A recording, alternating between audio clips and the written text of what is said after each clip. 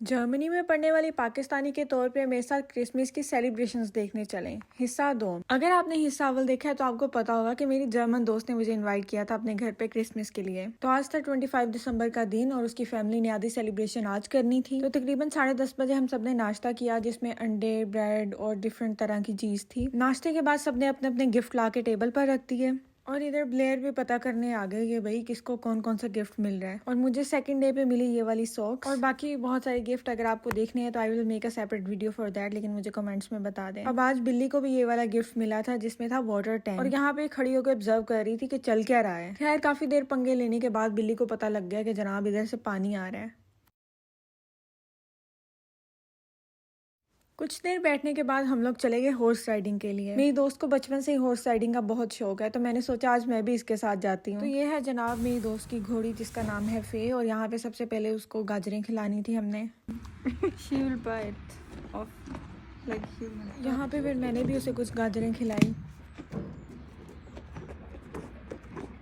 उसके बाद शुरू हो गया घोड़ी का स्पा टाइम। सबसे पहले मेरी दोस्त ने उसके पाँव धोए और यहाँ पे घोड़ी ने कहा कि ये मेरा मी टाइम है, अपना कंटेंट लेके साइड पे चली जाओ। क्रिसमस पे फे को भी ये वाला ब्लैंकेट गिफ्ट मिला था, तो मेरी दोस्त पहना के चेक कर रही थी कि पूरा आया है कि नहीं। उसके बाद टाइम था फे के हेयर डू का। उसके बाद पाँव साफ करने का और यहाँ पे मैनी पैडी ब्ला ब्ला ब्ला के बाद घोड़ी हो चुकी थी तैयार।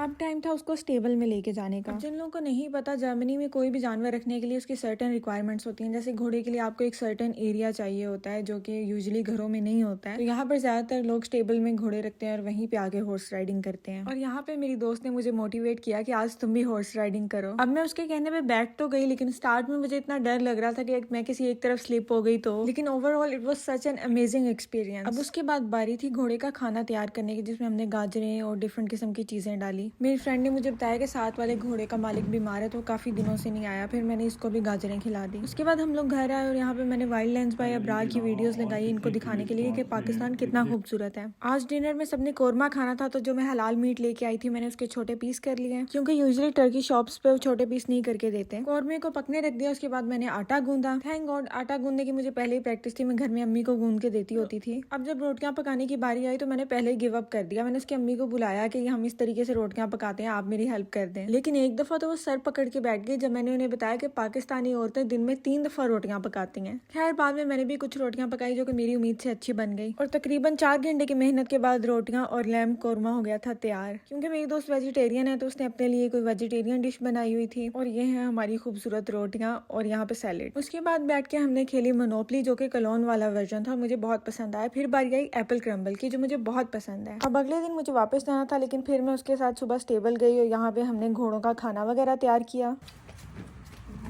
और फिर से स्टार्ट हो गया घोड़े का स्पा टाइम। फिर मैंने सोचा बाकी घोड़ों से भी सलाम दुआ करके आती हूँ। यहाँ पे सब लोगों ने अपने अपने घोड़ों के कमरों के आगे ये उनके कपड़े और सफाई की चीजें लटकाई हुई थी। उसके बाद हम लोग घर वापस आए। हमने दोबारा से लगा लिया वाइल्ड लैंड्स बाय अब्रार के व्लॉग्स, जो कि बिल्ली को इतने ज्यादा पसंद आए कि वो आगे जाके बैठ गई। Like sis thinks she is part of the scenery. उसके बाद हम लोगों ने किया लंच। उसके बाद मेरी दोस्त ने मुझे छोड़ा स्टेशन पर और मैं वापस आ गई कलोन। ये थी आज की वीडियो। अच्छी लगी तो मुझे ज़रूर फॉलो करें। बाय।